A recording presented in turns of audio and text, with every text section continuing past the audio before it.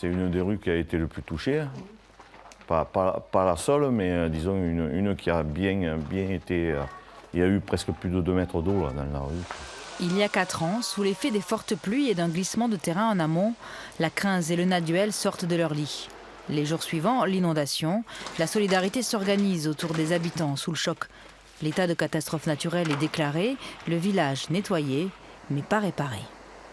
On a eu un très fort soutien juste après l'inondation.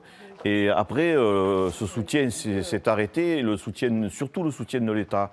Parce que je trouve que techniquement, personne dans un petit village comme nous est capable d'assumer un tel déploiement de travaux, de réfection et tout ça. L'association des sinistrés est inquiète. Après avoir attendu 3 ans le démarrage des travaux, la réfection des réseaux souterrains de la rue principale a empiré l'état des maisons. On a creusé ici pour l'égout.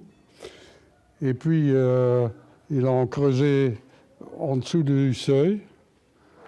Et ça a commencé à visser, faire des fissures à l'intérieur. C'est effectivement un handicap pour l'avancée des travaux. Et ça, on ne maîtrise actuellement. Je suis incapable de vous dire si ça va nous retarder de 2 mois, 3 mois ou 5 mois.